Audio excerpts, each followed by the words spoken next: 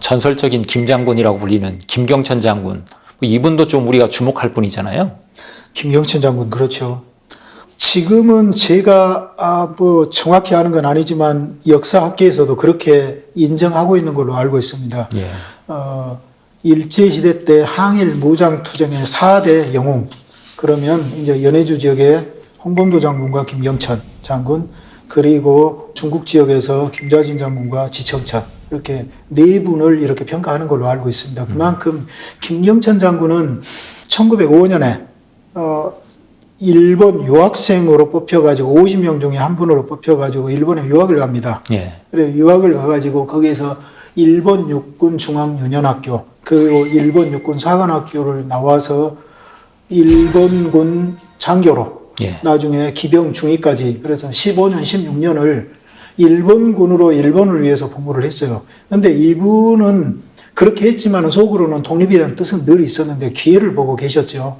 그러다가 1919년 3월 1일 서울에서 종로에서 3.1 만세운동 일으키는 걸 직접 목도를 합니다. 예. 그래가지고 여기에서 이제는 칼을 빼야 되겠다, 이제는 더 이상 있을 수 없다 해서 후배 지청천 장군을 데리고 6월에 이제 망명을 하게 되죠. 망명해가지고 중국 지역에서는 이제 신흥무관학교, 거기서 지청천 그리고 신동천 세 분이 이제 남만주 삼천이라고 불리죠. 교관으로서 사관 양성을 하다가 이제 연해주로 건너가서 이분은 나중에 항일 무장투쟁의 선봉장이 돼서 치열하게, 그래서 이 고려인 마을을 수시로 습격하고 약탈하고 방어하는 이 마적들한테 이제 두려움의 대상이 되죠.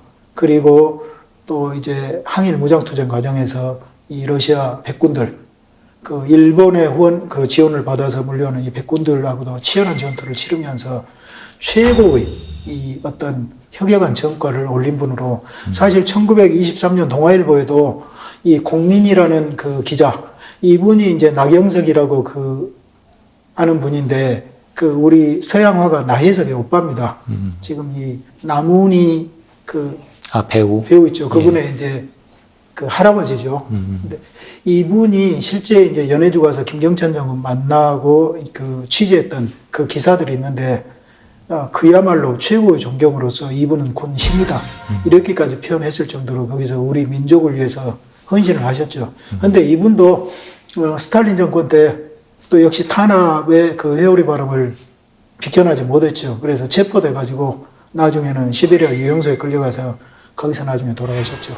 또 하나 말씀드릴 것은 북한의 김일성의 원조라고 이야기합니다. 예. 왜 그러냐면 연해주에서 이분이 이 말을 타고, 이 백마를 타고 이렇게 지휘를 했는데 그 과정에서 굉장히 이분은 백마탄 김장군으로 알려졌어요. 예. 그런데 1945년에 해방되니까 이제 김일성이 내려와가지고 내가 그 백마탄 김장군이요, 그렇게 해서 김경천 장군 이름을 도용한 이런 걸로 지금 알려져 있습니다. 그만큼 이분은 전설적인 인물이고, 또 이분은 정말 특이했던 게 이분은 전투 과정에서 일기를 쓰셨어요. 예. 그래서 망명 당시부터 이제 수기 형식으로 쓰다가 19년부터 1925년까지 꼼꼼히 일기를 쓰셨는데, 그 일기가 탄압 시기에 소련 정부에 압수됐다가 나중에 정치적 탄압받은 희생자들에 대한 명예 회복에 대한 법률이 카자흐스탄에서 이제 통과가 돼요. 예. 그래가지고 그 이후에 이제 탄압받은 희생자들의 직계 가족이 요구를 하게 되면 유품을 돌려줄 수 있게 돼요. 예. 그래가지고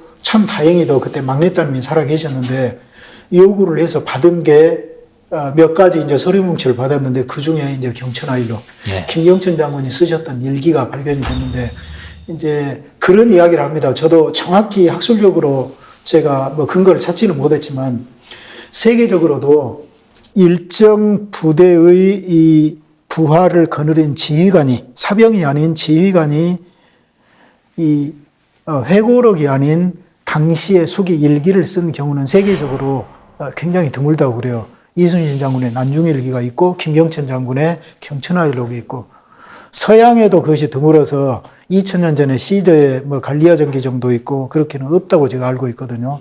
그만큼 그분이 쓴 이 일기도 아주 귀중한 자료라고 볼 수 있겠습니다.